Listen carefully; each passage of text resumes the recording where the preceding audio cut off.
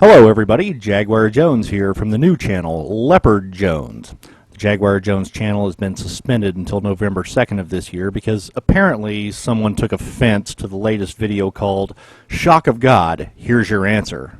In keeping with YouTube's policy about revealing as little information as possible, I was not privy to the name of the person who flagged the video or why it was flagged.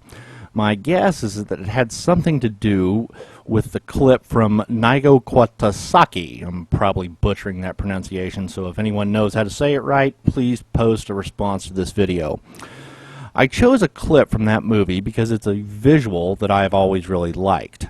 It starts out with a little science, morphs into some MRI-like images of the human body, and concludes with the camera pulling back to reveal a group of infants lying on their backs, gazing up at the new world around them. I am guessing what offended my flagger was the fact that all the infants were completely unclothed. Now, I'm sure lots of people out here in cyberspace are going to jump all over this and call me a pedophile and accuse me of posting child pornography, but I would encourage the rational and objective thinker to take a look at Naiga Quata Quintus what the hell ever for yourselves and determine my true level of depravity. This is the second strike against the Jaguar Jones channel in 6 months. The first came from a video that I mirrored for DPR Jones, which showed a painting of an uncovered breast. Oh, the shame. It seems that we are more than happy to watch images of torture, violence, accidents, and horrific death, but the uncovered human body, well, that's just taking things too far. Furthermore, if you run a few searches, you can see gynecological examinations, prostate examinations, and people in states of undress that would definitely rival the group of nude infants that I posted. All of this is freely available to anyone who can lie about their birth date. I don't know who flagged my video, and truth be told, I really don't know why, and it really doesn't matter. I wanted to make sure that the message in the video got to Shock of God, so here is the flagged video with the offending content removed. Dear Shock of God, I respectfully request that you watch this video until the end.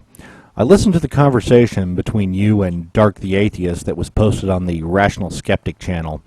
You really seem to want an answer to the question, provide proof and evidence that atheism is correct. First of all, the way that you're phrasing this leaves you wide open to getting a taste of your own medicine. We need to establish some definitions first.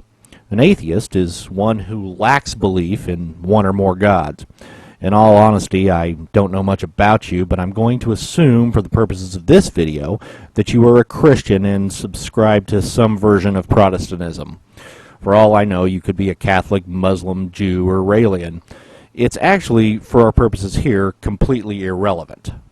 So, assuming that you subscribe to a Judean monotheistic theology, I would think it would be safe for me to assume that you do not believe in Ra, Brahma, Dai Kang, Vulcan, Shiva, or Odin.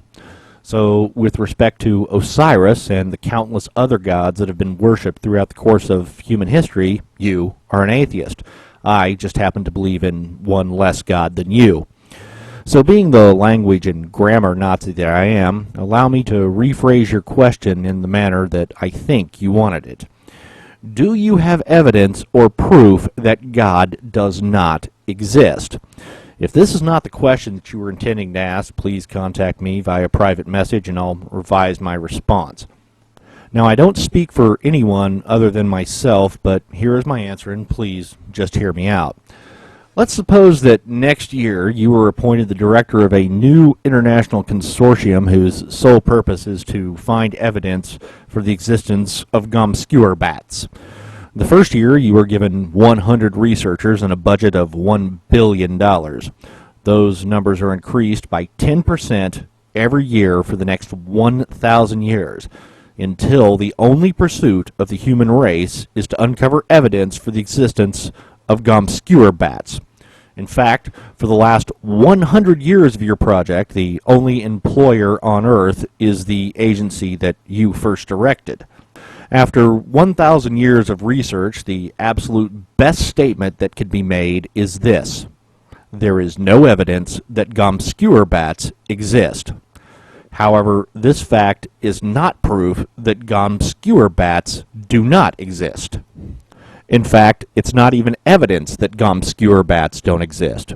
It only means that thus far no evidence has been found that would lead anyone to believe that obscure bats do, in fact, exist.